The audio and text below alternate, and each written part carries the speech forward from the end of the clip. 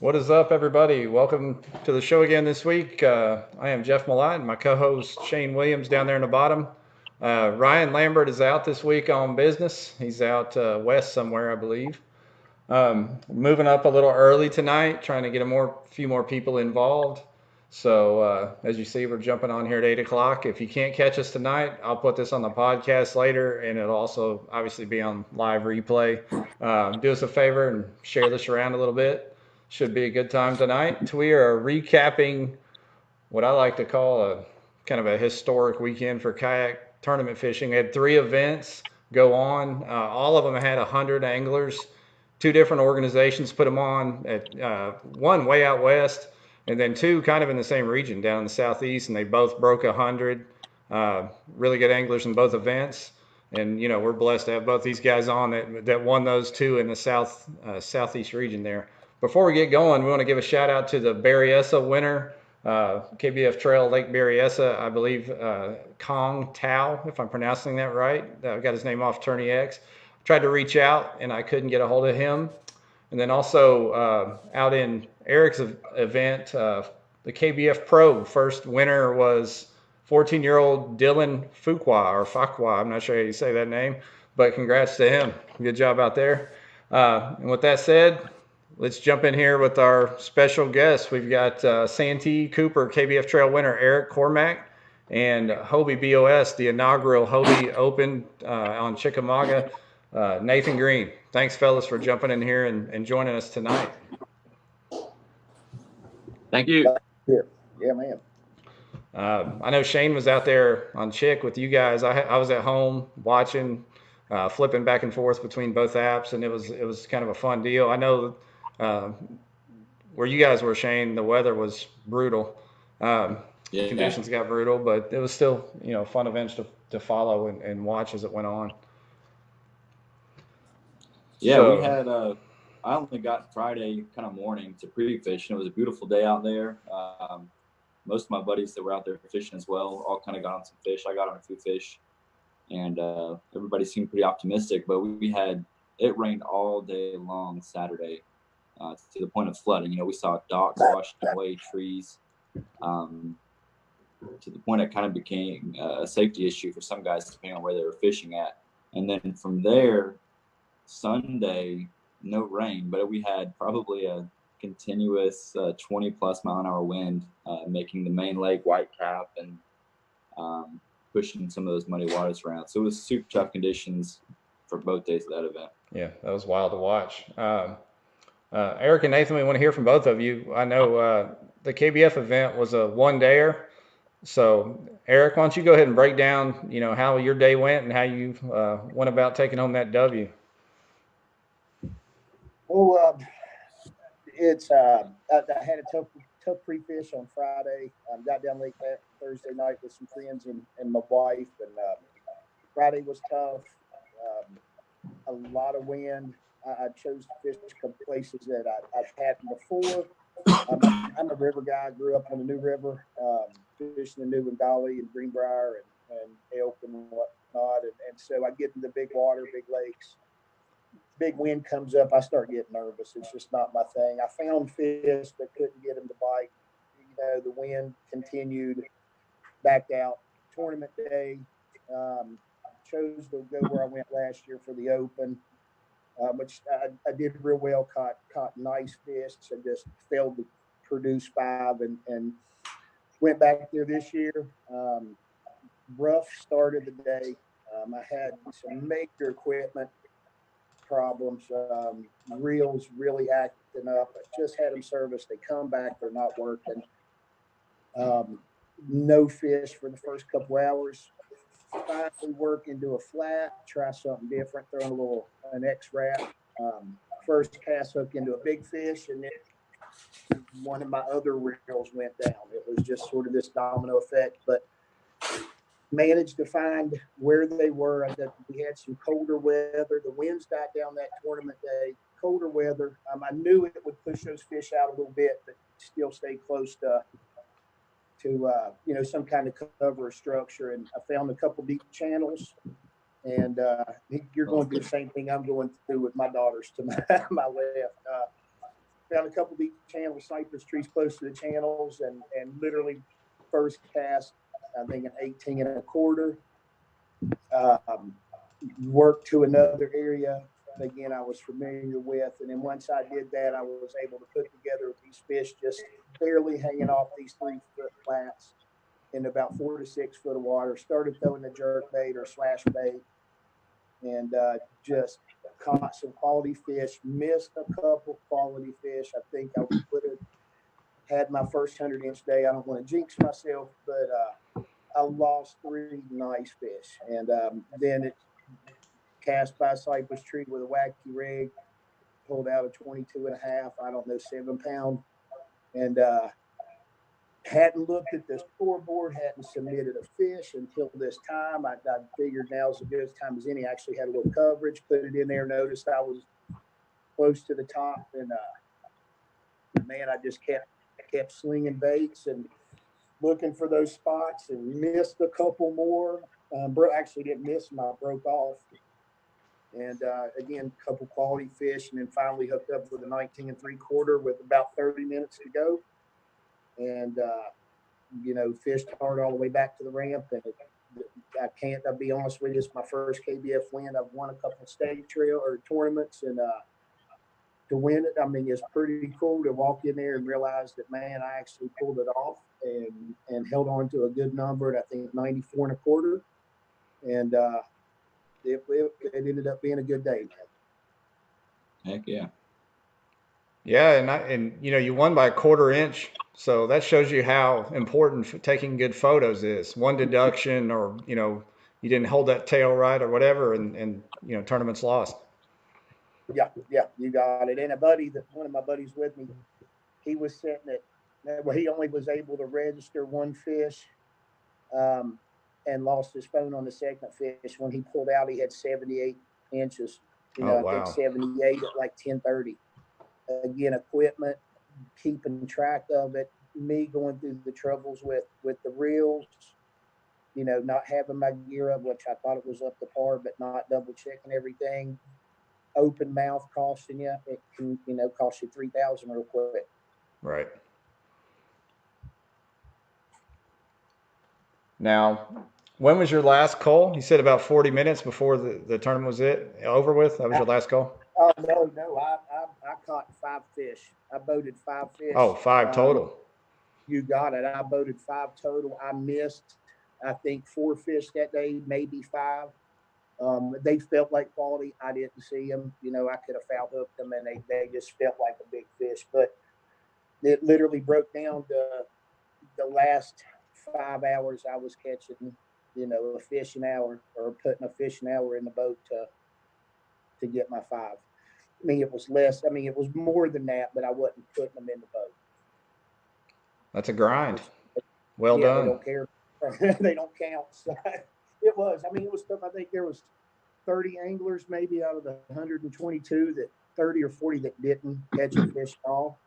I think there was only 30 of us that caught a limit, 25 or 30 of us that caught a limit that day. I mean, it was tough conditions. It's between the wind and in the cold, and those, what I'm learning, I'm new to lake fishing.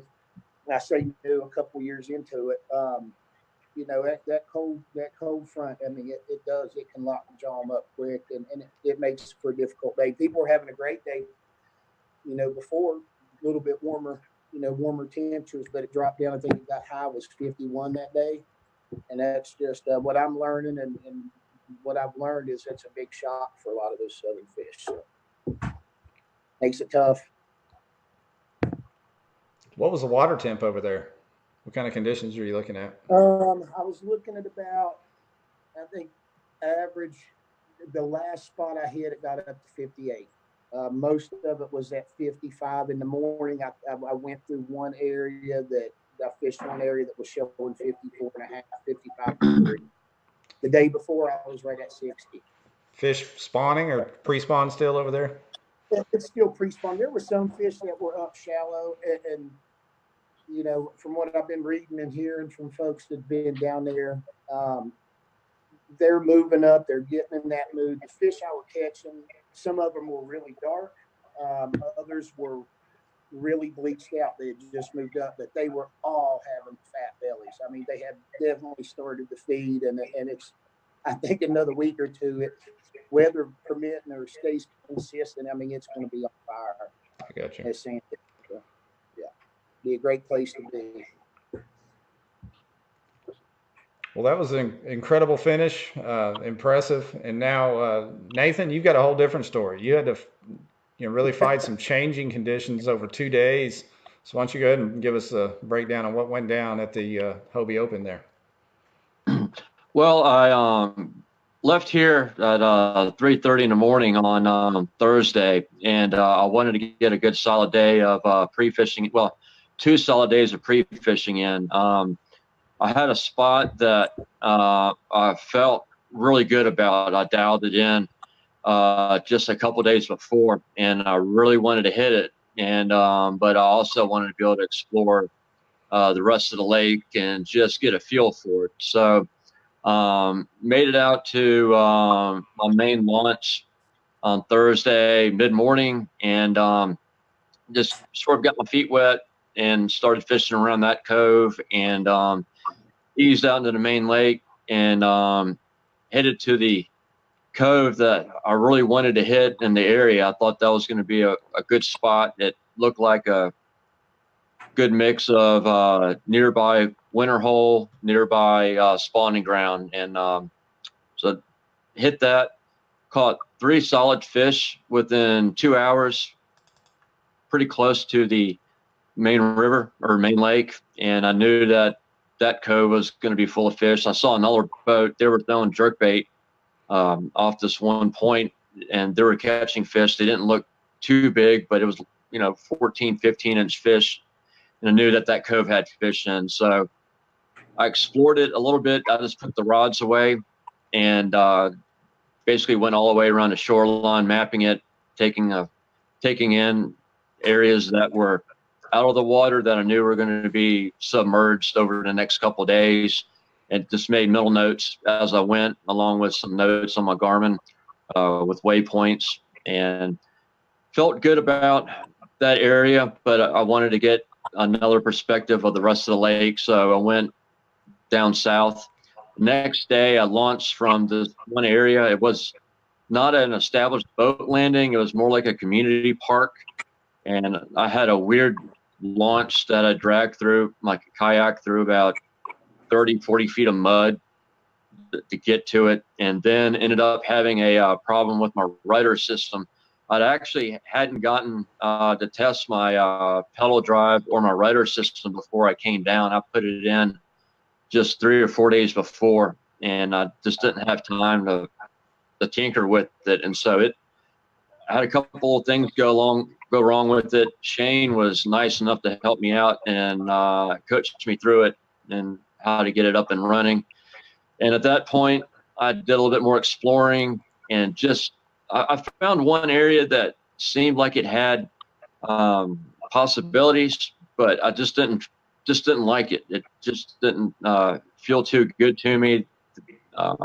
Didn't see a whole lot of bait on my graph, and I just decided at that point I'm just going to stick to my initial gut of what I thought was going to be good, and went ahead and decided that was where I was going to fish on that Saturday. So I get to the landing on Saturday. There were 2 or 3 other guys there. I actually showed up about 15 minutes late. I didn't really launch until about 6:45, 10 minutes to 7. And, that sort of messed with my mind a little bit, when you have a tournament like this and you're running late and you see people, your competitors, going ahead and moving out. But, I just decided at that point, it's 8 hours of fishing today, 8 hours the next day. Don't sweat it. Just, go out, have fun, and fish. And so got into my spot, and I knew the spot that I was going to hit first was going to have a fish there. I just wanted to break the ice, catch a fish. I didn't care if it was a 10-inch fish or 11. Just sort of get something that get my confidence up. So went into the spot, threw the chatterbait, 3 casts into it, one blows up on it, completely whiffed it. I turned around with the War Eagle and Kayak trailer, and one wailed on it. I think that was my 15.5-inch fish. And at that point, you know, I calmed down. All right, I've got a pattern going. It's time to do something. And started working my way around the cove. And about an hour later, maybe, is when I wailed into the 22 that, if it wasn't a 10-pound fish, it was like a 9.5. It was just a big, massive, fat slob of a fish. The funny part is that it hit with about 6 feet of line out. And thankfully, my tackle that I used on most of my gear is pretty heavy. So I pretty much figure eighted it around the boat like I would a muskie, and it just wore it out to the point where when I got the net, it really wasn't much of a fight. Threw that in the boat, and then pretty much just followed that pattern around. The bite wasn't that fast and furious. It actually would come and go in waves. And usually what would happen is when the rain was coming at the hard, this is when I would get the bites. Really? And when the rain will let up, that's sort of when I got into a drought. I went another 3 or 4 hours before I got another fish, and I just grinded it out. I knew I was talking to another competitor, and I told him that Friday night, I said, you know, this is a great lake. We're hitting it at a time to catch big fish, but I said, it's going to be hard for people to catch a limit here. So I said, you know, whoever catches a limit both days is going to finish in the money. And it was like 1:30, 2 o'clock, maybe even it was getting close to 3, and I hadn't had a limit yet. And I was doing everything I could to get a limit, and I was catching 11-inch fish. I had like 11 8/10, and I'm like, oh my God, give me a 12, something. And at that point, I found this one twig sticking up, and I'm like, well, and it was in one of those areas that you'd call a do nothing bank. I mean, I mapped it the day, that Thursday, and there weren't any features about it. There was no humps. It was a soft, mucky bottom. I mean, it shouldn't have had a fish, but I saw that twig and threw it in there, slow rolled the War Eagle through it, and I pulled out 14.5, and that gave me my limit. And it was that time I went, looked at the leaderboard, and it had me in first. And I did a screen capture of that, posted on my Facebook page, and I said, hey, this is pretty cool. This isn't going to hold up. But, hey, everybody, I'm leading, and I figured what was going to happen is the people who had poor cell coverage were going to roll in with something like a 100-inch total. Right. And time I got back to check in, I found out that I was in third and only 8 inches off the lead. And so that was pretty gnarly, because I had no idea that a lot of people were facing fast moving water flooding. That the flooding that I had, the water was backing in from off the main river or main lake. We had some streams that were flowing in, but they were just intermittent streams that the only time there's any water that's going to come out of them is in a rain like that. So AJ sent out, in fact, a notice saying, hey, hazardous water conditions. And I'm going, well, what does that mean? I mean, I was out in the middle of nowhere. I heard some lightning. Didn't really have an idea until I started seeing some videos that were posted that I was watching on my way back to weigh-in or check-in, going, oh goodness, that's bad. And so, yeah, I saw some videos of. I had no idea. What's that? There's some videos that David Cruz put up of an entire dock floating by, and Christine Fisher put up some stuff with some major flooding off the side of the roads. I think, Shane, you even put a few pics up. It was a wild scene over there in some areas. Yeah. And so it was funny. Kurt Smith tracked me down. He's like, "Dude, what did you do? What?" And I'm like, "Hey, man, I just fished." He goes, "Well, man, that, you're sitting in a good spot right now." And he goes, I hope you're going back to that same place." So I'm like, probably. But that night, I actually sat down in my hotel room and re-game plan. I came up with a plan B and a plan C in case that same cove was either being hit hard by other people or, I knew that there were fish that were stacking in there, but every now and then in the back of my mind, I thought maybe I fished it out. I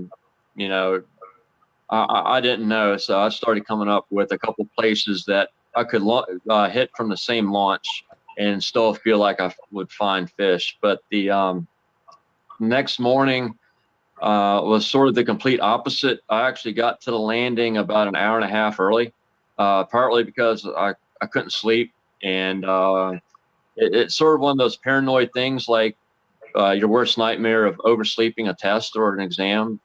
So I just got up super early, got to the landing, composed myself. I didn't want to rush, just slowly grabbed all my gear, drank my coffee, took it all in, and got in the water about 10 to 7, sat there on the bank and just waited for 7 o'clock to come before I could start pedaling out. And had a great trip back to the that cove. That was a beautiful morning. There wasn't any wind at all. Beautiful sunrise, and I saw a bald eagle flying around. And my mantra has always been, any day you see a bald eagle flying around, it's a good day. So just enjoyed my trip that morning. I mean, I really didn't have any nerves. The jitters were gone. Just I knew the fish were going to be there, and I was just going to go fish. And the water temps were significantly colder on Sunday. On Saturday, they were pretty much consistent 50, 51 with the rain. But Sunday morning, I was getting like 46.8, 47-degree water. Wow. But the water was chocolate milk, and there was going to be a bright sunny day. And I knew as soon as that sun would hit that water and that mud, that the temperatures were going to shoot up. So I didn't catch my first fish on Sunday until about 9. And that hit 49. And after that, the back of that cove just started exploding. Bait fish were just being busted everywhere. And, it was at the point where I was getting a bite almost every cast. Wow. A lot of them were short strikes. Some of them were big time hits. And, I said it before, anytime I'd miss with the chatterbait, I'd throw right back with a spinnerbait and wear them out on that, turn around, throw the chatterbait back.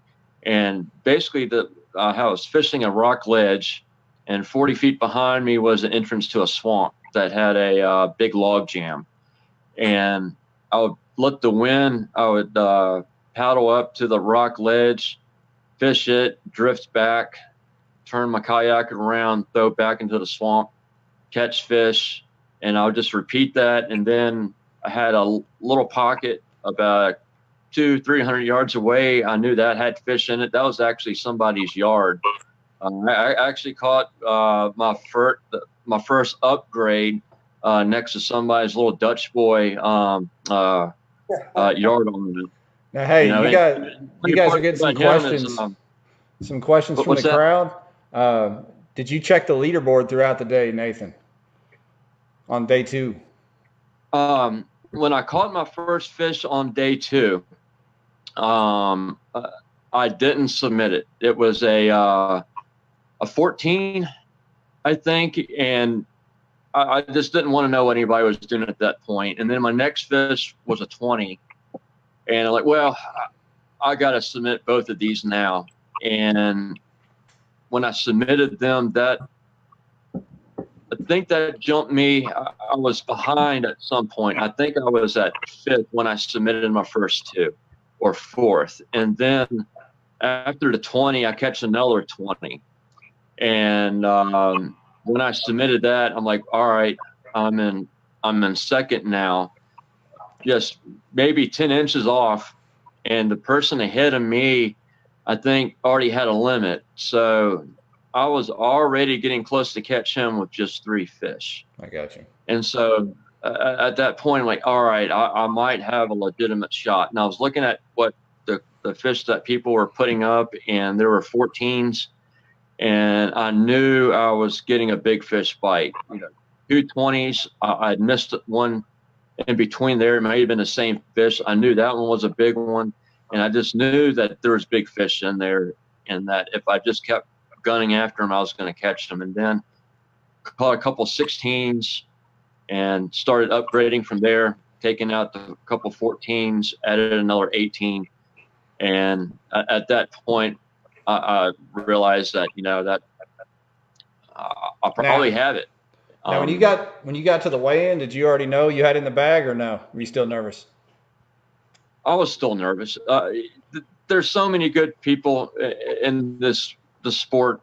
It's a lake that, is the number 2 ranked lake in the country for a reason. All a guy had to do was just catch 2 24s, which is possible. I mean, that there's the way that they were congregated and stacked. That was a distinct possibility that someone could catch 2 24 or 22-inch fish as time expired and win it. So when I got back to the check-in, I was just happy that I performed well. Sure. I knew I got a top 10, and I told my wife before I came down, I said, I think I have a top 10 in me in this event. I thought that the lake suited me, suited my style. I'm pretty good at fishing transition periods anyway. So late February, early March has always been kind to me. But I was just happy to perform. I was happy that I caught fish. And, if someone came through and lapped me, I was still going to leave there a happy person. Sure. And so, but I didn't. It all worked out, and you brought it home, and it was exciting to watch. Now, Eric, this was kind of the first go round for the new format of the KBF trail stuff with the 5 per region or whatever it is. Did you notice any differences, or how was the setup down there at Santee compared to some of the stuff you went to last year? I mean, Santee, there was a lot of people there. I mean, I was surprised. I haven't been, with the exception of the championship or the Open on Kentucky Lake there 2 years ago, and I think the New River Open, 2 years ago. For a trail stop to be over 100 people, I mean, that says a lot right there. I mean, that's just it brought in a big crowd. I think it gives us something more, like I can focus on doing. It's way more manageable with 4 daughters and a full-time job for me to focus on 5 tournaments instead of trying to figure out how to fish 10. Right. If I'm going to try to compete for that, AOY, and so I think it's giving people, wow, man, it gives them something to focus on instead of spreading themselves too thin. And I mean, I saw a great turnout. I mean, a lot of quality sticks there. I mean, some of the bigger names in KBF or in kayak fishing period were there, and I mean that says a lot. It's to bring out a crowd of that size. Yeah, to be honest with you, plan on fishing the full Southeast region trail, all 5 events if you can? Excuse me? Are you planning on fishing the entire Southeast trail? To be honest, I hadn't planned on it. I planned on sticking to more local tournaments this year. WBKA, MSKA, Southwestern, SWBKA. And I mean, after winning it, it makes you damn, maybe I should, I think I plan on fishing 2 more, but now me and my buddy, we're going to try to hit all 5. I mean, there you go. Yeah. You should at least hit a 3 River Throwdown. Well, I want to, and it's funny. I just don't know where it is. I keep trying to pull up the area, and I love river fishing. Like I said, I grew up on the New River. It's my thing, and I want to head down to Georgia and fish that one, but I don't have any information. To be honest, I've been catching up with work since I've been back, but I'm going to. I've got one buddy I fished with for the River Bassing Series 3 years ago. Lives down there, and I'm gonna hit him up. And I do. I plan on getting down there now, especially sort of having this one. Winning one, it's like, damn, I'd be crazy not to, sort of shoot it out. So, right on. After a good start, I mean. Yeah, it's nice. So, Yeah, to be honest with you, I didn't expect those kind of numbers at Santee. That was kind of a shock to me. I thought it would. I thought there'd be some people show up, but I didn't think it'd be like that. It was slow growing, man. Eric, just so you know, I'm going to be running the Three River event. Okay. In May, and I've had the chamber asking me, hey, what's with signups? We don't have a lot of signups yet. And I was like, look, this Santee event, we had 140, or might be the very 120 something. 122. Yeah, but 2 weeks prior to the event, there was a fraction of that. Everybody seemed like to wait until, So it was very slow moving. So I'm like, look, not everybody signs up super early for these things. I don't know why, but it seems like most guys want to wait until the day of. But yeah, I was shocked to see that number keep climbing and climbing. But I think that shows that the new format, kind of the regional basis, is the right move.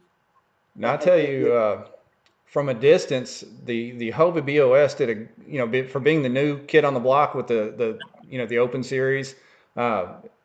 Wow, they did a good job with the live updates throughout the day and the post event wrap up stuff. Shane, you and Nathan obviously were there. Can you give us a breakdown of what you thought of the inaugural Hobie event over there? Yeah, this was my first Hobie event. I hadn't made it to the Open in Kentucky prior to, so going in completely fresh. I was super impressed. I thought AJ and everybody that was associated did a great job. They fed us. Really, really good venue. Dayton treated us pretty well. We all got coupons for meals there. They had graphics, they had first place trophies and checks that were set up on display. I thought everything was very professional, very well ran. The weigh-in, check-in was very quick. Overall, I thought it was super smooth considering how crazy the conditions were and how many anglers were fishing it. I was super impressed. It was very competently run. I mean, you could tell that they've done it before. Not obviously the Bass Open Series, but you could tell that this wasn't their first rodeo for handling a tournament of this size. So it was smooth. I mean, everybody knew what was going on. There weren't a whole lot of questions. Everything was pretty much cut and dry, and everybody knew what needed to be done. I thought it was pretty superb.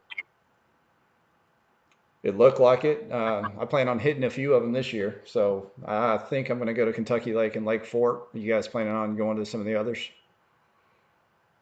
Yeah, I'll be at Guntersville as far as I know, and I'd love to hit Kentucky.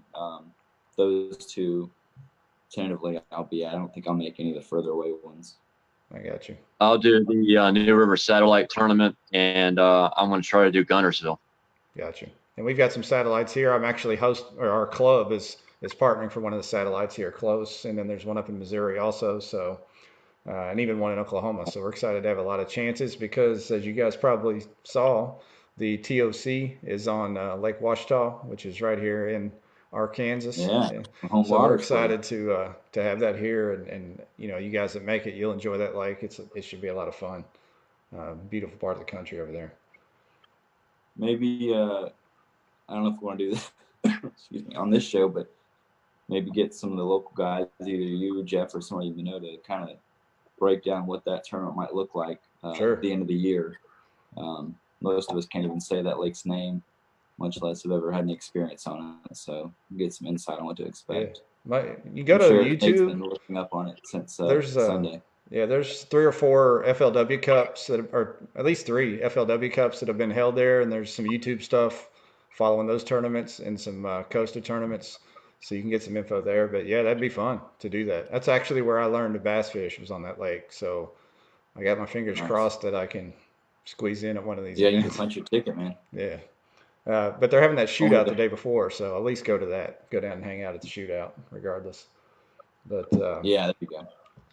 something that came up on KBN earlier today, and it kind of got a little bit funny, but there was some serious talk about it, was the announcement about the BOS getting 10 spots to the national championship in 2020. Did y'all find that odd, or didn't think anything about it? What about that? What are your opinions on that? Yeah, they didn't mention it at the Hobie event. I wasn't there on Sunday night. I had my tail tucked between my legs and went and met up with Dave Mitchell and kind of hung out a little bit. But yeah, I think that was kind of a spur of the moment thing from KBF. But if the guys that are fishing Hobie also plan to fish the national championship, I think a lot of them kind of bleed over into that field. So it's a great chance for them to kind of double dip. Right. But they're not official. They're not actually official partners or anything like that. It was just kind of a branch extended by KBF folks, I guess, right? That's how I understood it. Yeah. Yeah. So it was kind of odd when I first saw it, but hey, more people to the big dance, I guess. Let's see. You see any questions out there on the stream, Shane? Only thing I saw, I know Nathan. Obviously, I got to see you firsthand. So I know you were in, I think, a Radar 11.5. Some guys were asking what boats you guys were using. Eric, what boat were you in this weekend? PA-14. Good deal. Yeah, man. I mean, just yeah, pedal boat of some sort, man, is the way I've gotten most comfortable fishing these big lakes, and actually rivers now too. I use the I-11 to fish the New River, and I've gotten comfortable with that, and it's done me well. So. Did I see you were selling it? Did I see that today? Yeah, I'm actually. I've already planned out to buy another one. Got that upgrade money now. Got that money. Yeah. Actually, all that money's going back for that cross country trip. But I'm with a small shop out of Beckley called Elevation Sports, and they have helped me out a lot, and I do my best to help them out. And I'd already lined out to get a new one, and I've had this one actually for sale now for about a month and a half, and I guess everybody's just waiting to see what they get back for taxes. So. Oh, yeah. Where they pull the trigger. But yeah, it is for sale. And I will deliver if there's good fishing close by, man. I mean, I don't mind hauling at 5 or 6 hours. So, yeah, and it's got some good mojo on it now too. So yeah, there you go, man. There you go. Anybody's in the market. Nathan, how did your radar hold up apart from the rudder issue you had Friday? Held up great. I was pretty impressed with the speeds that I was able to attain. I was able to do 3.5, 3.7 miles per hour. It's pretty easy. And if I really wanted to sprint, I could get it up to 4.5 miles an hour for about a minute. I was pretty impressed with it. I didn't really know what to expect. I did a lot of internet research, and people say all sorts of stuff, and I didn't really know. I didn't what to expect, but it suited me pretty well. I don't know if I'll ever go back to a non-pedal kayak. I guess the better way to say is I don't know if I ever be able to go back to just having to paddle. You're always going to need a paddle, at least for me. Even though I pedaled around, I didn't really fish with the pedal drive engaged. I did while I was pre-fishing, but I was just covering water. But Saturday and Sunday, I had my drive pulled, and I had a paddle across my lap all day. Sure. But the radar, for me, being also a New River guy, it's been a good riverboat. It tracks well. It's stable. I can stand up in it and sight fish while going down rapids. I can pull on a big muskie standing. So yeah, I like it. But there are a lot of good brands. I mean, I don't think a lot of people understand just what's available to them that wasn't there before. 10 years ago, most people, if they couldn't afford a motorized boat, they were looking at a flimsy canoe or a whitewater type kayak. And now it's anyone could get in a boat that suits their fishing style. oh yeah. And there's so many good brands out there, and it's just going to get even bigger, I think. Yeah, that's why the sport is booming. Now, neither one of you guys were locals to the lakes you fished, right? Correct. Right. So to me, that says something about, all the guys that worry about traveling and going to fishing against the locals. You shouldn't worry about that because you can get out there and pattern the fish and figure it out and still have a chance, whether you're from there or not. Don't let that scare you from going.